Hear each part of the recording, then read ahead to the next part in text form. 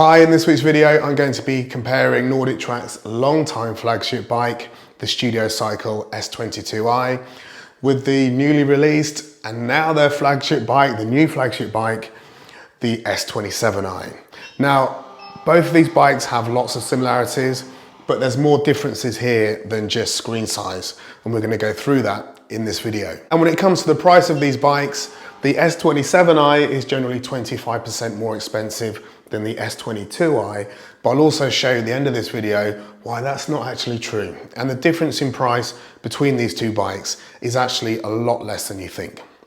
Let's get cracking. So one of the first major differences is where the weights are stored. So on the S27i, you can see that the weights are stored at the back of the bike, whereas over on the S22i, you can see the weights are stored here, just by the handlebars. And because most of the workouts you'll do on these bikes are these outdoor scenic rides, and that noise is just the incline motors adjusting. So as the rider goes uphill, so does the bikes. I've got reviews on these bikes, so I won't go into that on this video. But because the weights are there, then there's actually not much point in them being there if the vast majority of your rides are going to be these outdoor scenic rides. In fact, you may not even keep your weights on your bike. This makes a brilliant shoe holder. And at the front here, once your phone is on this part, then that takes up most of this space. But you can actually use these bits where the weights were just to store your keys, headphone cases, etc. So it is a little bit useful. Next is water bottle holders. So the S27i here doesn't have any water bottle holders here, but it does have one water bottle holder here, which is quite handy, whereas the S22i has two water bottle holders here. So if you're on a particularly long ride, then you might find that having two water bottles is actually better for you. The disadvantage of having it here is occasionally on a really big uphill ride, you might find yourself kneeing your water bottle across your gym floor. On both bikes, I would recommend just putting a phone holder here, then that frees up this space, and then you still get access to all 1, 2, 3, 4 handholds. Both bikes have the same -10 to +20 incline and decline motors. I know I talk about this a lot, but it's such a good feature. When your bike's matching the terrain of the instructors, it really does add to the experience. The motors, as far as I can tell, are exactly the same. So let me just show you these. I'm going to put them on maximum height now. Excuse me having my back to you. Let's see if I can press them both at the same time. And there they go. So let's see if they should just both stop at the same time.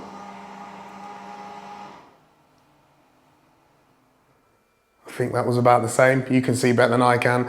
Let's go all the way down to the decline, which simulates going down a hill.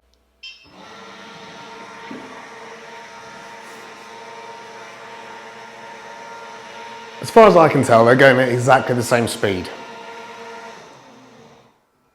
Yeah, so exactly the same motors in there. The next thing I want to show you is tablet speed. So both of these are iFit's latest tablets. Let's see if there's any difference in speed. Right, I'm going to try and do this again at the same time. 1, 2, 3. Let's see how long it takes to load a workout. So I'm going to do in these real time. With NordicTrack workouts, there's a little bit of spinny wheel. Now, when you're in the workout, that's fine. But it can take like a second or so longer than you might expect to get there. But they do get there. And when you're in them, like I've mentioned, they're amazing. I absolutely love them. So let's see, we can already see that on the 22i, this kind of menu card takes up the whole screen, whereas it's exactly the same size on here, but just takes up less of the screen. Let's see if I can hit these start buttons at the same time. It's hard. This is harder than it looks. Right, this is about my 5th take, so let's see if I can do this. That's in the right place, that's in the right place. Yes! That is hard. Let's see how long they take to load. So I think they're going to load in exactly the same time, or there's going to be nothing in it. So that's it. Yeah, I think they have. Yeah, I think they're exactly the same time. So let's actually go into the workout. This is the waiting room. So before you start a ride, you can change any settings you want to change to the sound, or you can connect your Bluetooth devices. And let's see if I can start this workout. Right, wish me luck.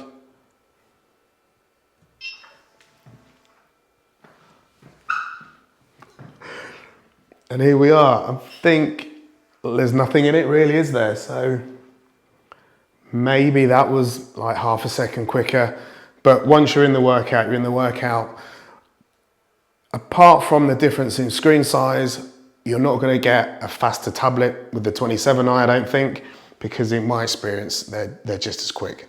I've done over 100 rides on this and a few dozen rides on this one now. The next obvious difference is tablet size.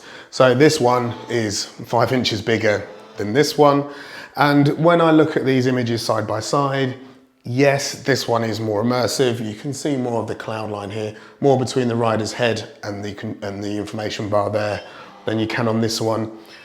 When you're sitting on these bikes, when you're up close, it really is an immersive experience on this one more than it is this one.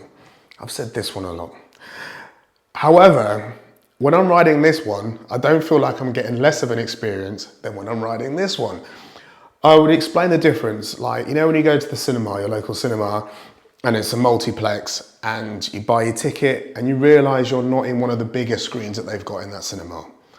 And you have that initial, oh, I was hoping I was going to be in screen 1, I'm in screen 8, I know screen 8 is a bit smaller, but by the time the trailers have finished and you've eaten all your sweets, that difference is gone. You can't tell, it's still an amazing experience, whether you're in screen 8 or in screen 1.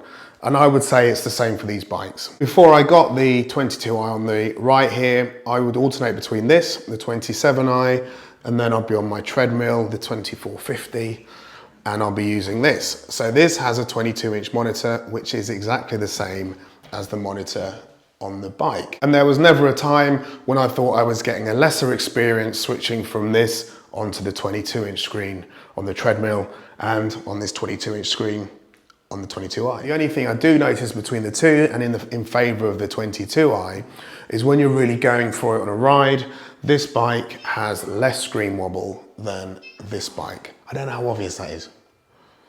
But this screen, because it's bigger and heavier, does have a bit more movement in, but I'm moving with the bike, so that doesn't really make that much difference. Before I move on to the specifications of the actual bike part of these machines, I want to say if you're thinking about buying either one of these bikes or any NordicTrack equipment, please use my link in the description. That will take you to the best price on NordicTrack's website, and it also helps support the channel, which is greatly appreciated. Just like the monitors, where this one is 1080p, and so is this one. I think some people think this might be 4K. Then the bikes are, apart from the cosmetic differences or the small differences we've talked about, the bikes are exactly the same.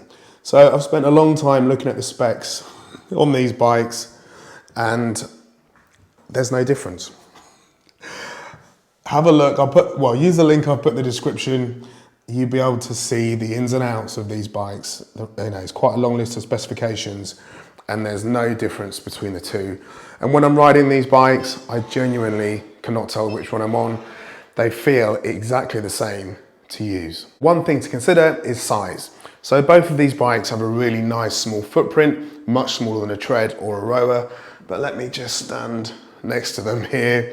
I'm 5'7.5". And if you're riding these bikes for 3 hours a week, say, there's 165 hours where this bike is just going to be sitting in situ, wherever it may be in your house or your garage. So if this is in a room that you use a lot, this one is like noticeably bigger side by side than this one. The reason being is it's not only taller, but this monitor is just a lot bigger in this dimension as well. At the start of this video, I said I'll talk to you about the price difference and how it's not 25% difference. If you go onto NordicTrack's website, then generally, unless there's a sale on, this bike the sticker price is 25% more than this bike. But that's not the whole story.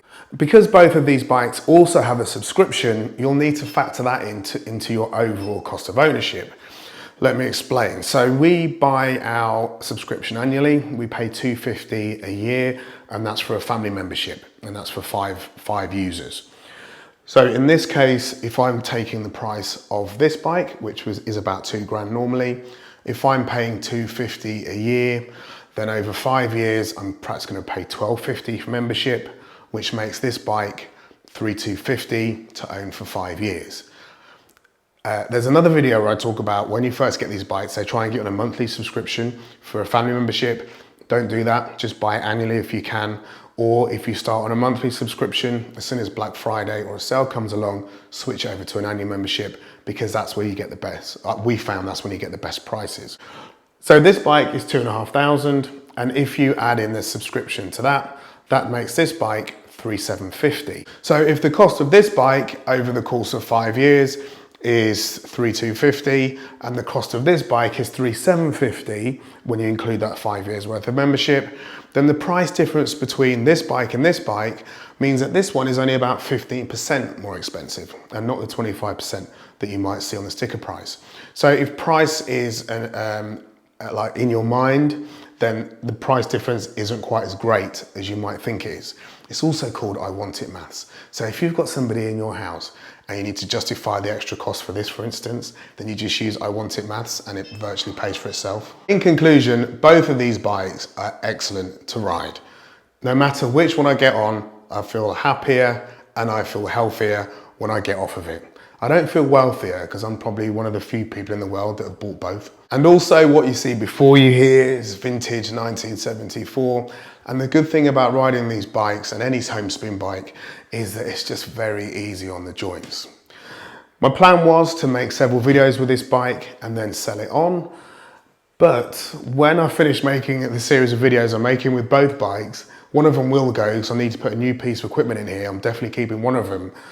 But whereas I was 100% certain before I bought this that it would be this one I'll be selling on, I'm actually not so sure now. I hope you found this video useful, and until next time, see you soon.